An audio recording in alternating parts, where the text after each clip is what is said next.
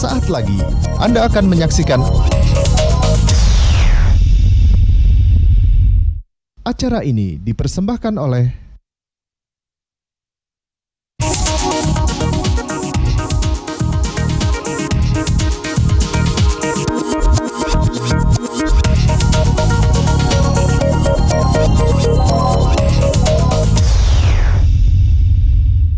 Assalamualaikum warahmatullahi wabarakatuh. Selamat malam pemirsa. Jumpa lagi bersama saya Silka Suarizona dalam Galeri Publik, sebuah program informatif dan inspiratif bagi Anda pemirsa JAK TV.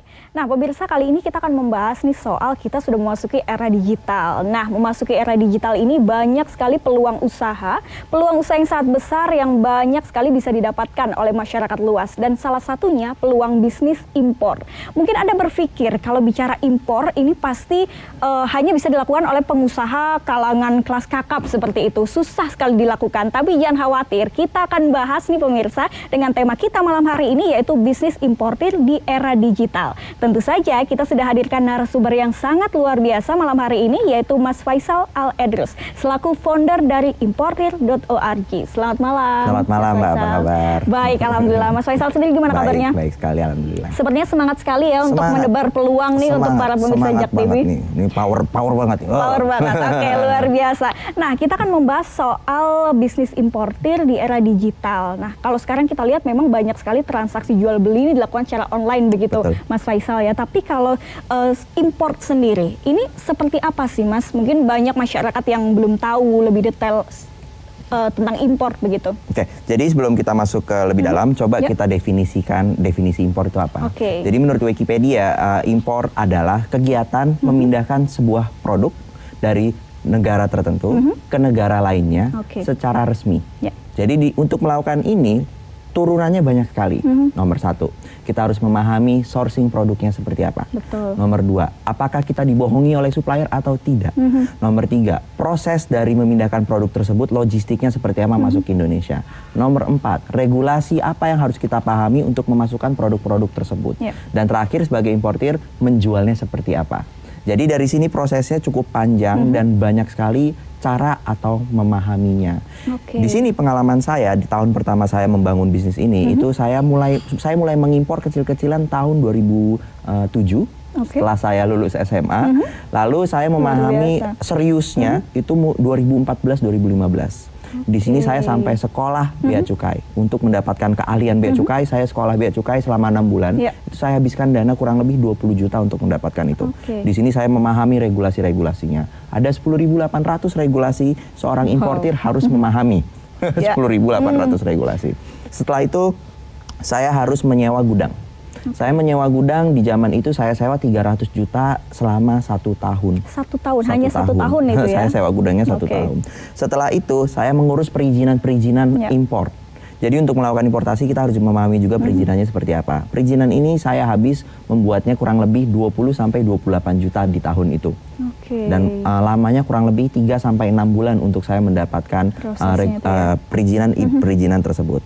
Lalu untuk melakukan importasi, saya membutuhkan modal yang gede. Karena betul sekali tadi Mbak bilang membutuhkan modal besar. Kakap, waduh ini menjadi masalah nih. Pasti seperti itu. Betul sekali. Saya mencoba menyelaminya. Saya belanja tahun itu saya belanja 3 miliar. Wow, 3 miliar ini bukan nilai kecil loh. Betul sekali. Jadi dari sini bahasanya saya sudah menghabiskan kurang lebih 3,3 miliar untuk menjalankan bisnis ini. Jadi kurang lebih seperti itu. Jadi memang luar biasa sekali. Jadi memang benar ya kalau dikatakan bisnis impor ini sesuatu yang gampang-gampang susah, bisa dibilang rumit karena proses perizinan, bea cukai dan lain sebagainya ini harus betul-betul dipahami oleh importir itu sendiri. Tapi mungkin nanti Mas Faisal akan membagi tips begitu ya, atau mungkin cara mudah supaya masyarakat ini tidak takut untuk menjadi seorang importir handal begitu. Nah, kalau berbicara soal importir.org ini sendiri, ini apa Mas? Seperti apa cara kerjanya dan bagaimana?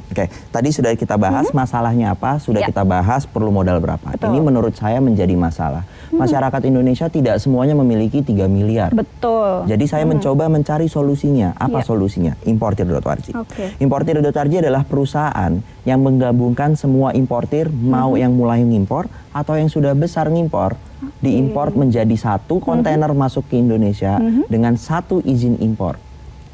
Kebayang nggak sampai sini ya? Jadi mereka tidak perlu mengurus perizinan lagi, sekali. begitu ya? Karena importir.org bahasa kasarnya adalah kita adalah payungnya importir.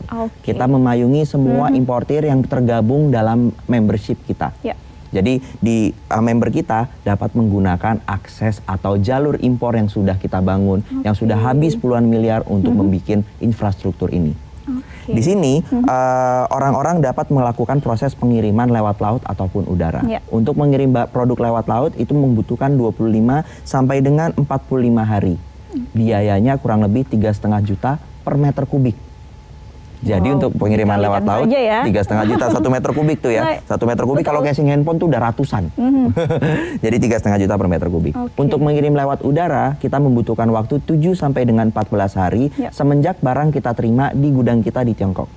Itu kita cas kurang lebih Rp137.000 per kilogram. Hampir tidak ada yang memiliki harga ini. Karena saat ini kita pioneernya dan kita saat ini sudah bekerja sama dengan Alibaba.com. Kita sudah bekerja sama dengan globalsources.com. Jadi udah terpercaya banget gitu Mas Faisal ya. Jadi masyarakat pun tidak perlu khawatir untuk nantinya bekerja sama impor melalui importir.org ini sendiri, jadi sebagai penyalur begitu ya. Dan asiknya lagi yang terakhir yang baru saja kita publish, kita bisa mengimpor kuantiti kecil. Kalau tadi bahasa saya 1 tahun 3 miliar, saya sudah buat sedemikian rupa supaya Mbak Silka bisa mengimpor hanya 1 piece kerudung. Maksudnya tidak dalam jumlah besar pun juga bisa begitu. Jadi ya? bisa mulai bisnis dari angka berapapun. Saya ada member yang belanja hanya 30.000 karena mau beli sampel, mau lihat produknya. Bisa. Bisa ya, jadi mudah kita sekali. coba bikin karena sekarang era digital banyak sekali yang bisa kita scale dari secara digital. Gitu. Tapi ngomong-ngomong nih Mas Faisal ya, kita berbicara soal impor. Kalau sekarang nih isu kita lagi stop impor, impor harus dikurangi dan lain sebagainya. Ini seakan-akan impor ini paradigma masyarakat ini merugikan negara begitu. Nah kalau Mas Faisal sendiri melihat impor ini seperti apa? Betul, ini pertanyaan bagus banget, paradigma. Menurut saya ini tergantung bagaimana kita melihatnya. Kita coba turunkan lagi. Impor itu dibagi menjadi 2, migas dan non migas. Di kasus ini kita ngomongnya non migas. Non migas, baik. Impor nomor 1 di non migas adalah mesin dan spare part pesawat. 10% impor non migas adalah mesin dan spare part pesawat. Baik. Bayangkan kalau kita tidak melakukan importasi untuk mesin dan alat pesawat. Bagaimana infrastruktur untuk logistik ataupun untuk perpindahan pulau di antara Indonesia. Gitu. Jadi dari sini saya bisa melihat bahwa ternyata import barang yang tidak ada barangnya di Indonesia itu sangat membantu negara. Penting sekali. Definisi impor tadi di depan dikatakan secara resmi kita bayar pajak. Full kita bayar pajak ke pemerintah, kita bayar bea masuk, kita bayar PPN, kita bayar PPH. Saya kasih contoh satu lagi, paradigma. Ada anggota kita, dia sebenarnya eksportir. Dia mengekspor sebulan 7 kontainer ke Brazil. Dia menggunakan semua produksi lokal, produsen lokal diambilin, dia jadikan produk, 7 kontainer sebulan dia bisa kirim ke Brazil. Dapat tantangan saya mau 12 kontainer. Setelah 7 kontainer, saya mau 12 kontainer. Dicek sama beliau untuk ke produsen lokalnya, gimana Pak, bisa nggak mampu 12 kontainer? Jawabannya, saya tidak mampu. Bayangkan, kalau ditolak penjualannya atau orderannya, kemungkinan besar 7 kontainernya ditolak juga. Betul. Alhasil apa yang dia lakukan? Dia bergabung dengan importir.org, dia mengimpor bahan baku untuk yang mau dia untuk yang mau dia ekspor, dia jadikan produk, dia kirim ke Brazil 12 kontainer. Kegiatan ini sangat disokong oleh pemerintah. Kegiatan ini disebut KITE, kegiatan impor tujuan ekspor. Jadi betul sekali paradigma itu kata-kata yang sangat tepat sekali untuk taruh di sini. Tergantung paradigma kita melihatnya seperti apa. Kalau paradigmanya saya taruh seperti barusan, saya yakin impor menjadi bukan malah membantu negara. Kurang lebih seperti itu. Jadi memang luar biasa sekali ya. Mungkin paradigma seperti itu bisa dirubah karena kalau tadi dikatakan sebagai contoh yang dikatakan oleh Mas Faisal, artinya ini juga bisa secara tidak langsung membantu UKM, UMKM seperti begitu ya, seperti itu ya Mas Faisal. Jadi memang banyak hal pemirsa yang bisa Anda dapatkan nanti, tapi kita akan bahas lebih lanjut nanti soal peluang bisnis seperti apa sih. Kita tadi sudah mendengarkan penjelasan dari Mas Faisal terkait impor itu seperti apa, kemudian importir.org juga seperti apa. Ini semakin menarik begitu Mas Faisal ya. Baiklah pemirsa, kita nanti akan bahas lagi lebih jauh soal bisnis importir di era digital. Jadi jangan kemana-mana, tetap bersama kami di Galeri Publik.